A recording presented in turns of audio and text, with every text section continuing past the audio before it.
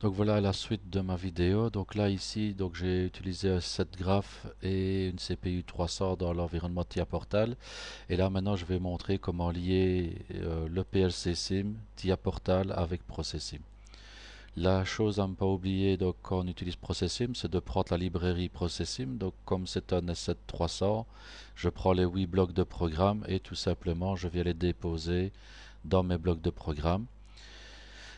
Donc ici, ne pas oublier dans l'OBA d'insérer donc mon FC100 qui regarde l'état de mes entrées de mon automate virtuel ou de mon automate réel.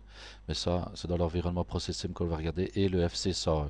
Mon programme, tant qu'à lui, il est bien sûr entre les deux. Et on voit ici que mon PLC Sim donc, fonctionne.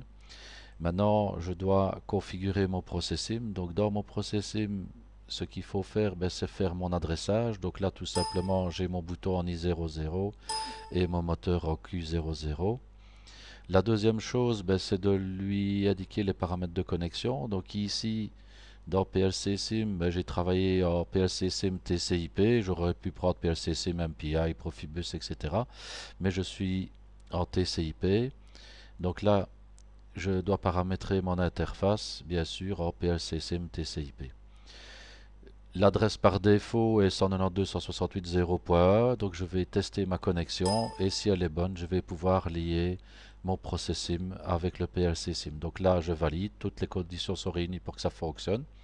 Et là, maintenant, dans l'environnement process SIM, je dois bien sûr me connecter avec PLC SIM et là, je vais indiquer que l'automate est aux commandes. Donc il n'y a aucun programme qui est réalisé dans ProcessSim, mais le programme se situe bien dans l'environnement TIA Portal. Donc là, on va vérifier. Et là, voilà, donc on va vérifier. Donc ici, je vais appuyer sur mon I2 qui, tout à l'heure dans l'adressage, correspondait à I00. Donc là, j'enclenche mon moteur pendant 5 secondes. Mon QB, bien sûr, est enclenché et après 5 secondes, mon moteur s'arrête. Je peux aussi commander via mon PLC SIM, mais là je dois alors couper ma liaison et ne plus mettre l'automate aux commandes, mais le processus en supervision.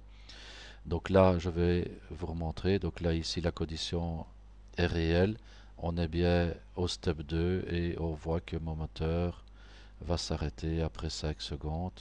Et donc voilà, donc ici c'est pas évident avec tous les logiciels, voilà, mais on peut voir ici que si j'enclenche I, je passe à mon étape et après 5 secondes, mon moteur va s'arrêter. Si je veux modifier et que PLC Sim soit aux commandes, ici ben, je coupe ma liaison et alors au lieu d'avoir l'automate aux commandes, ben là je peux choisir alors la partie opérative virtuelle ou la partie opérative réelle et supervision. Et là, même chose. Donc là, ce n'est plus ProcessSim qui est comme une mécanique réelle, mais alors c'est mon PLC Sim, voyez, qui commente, euh, qui commente le tout.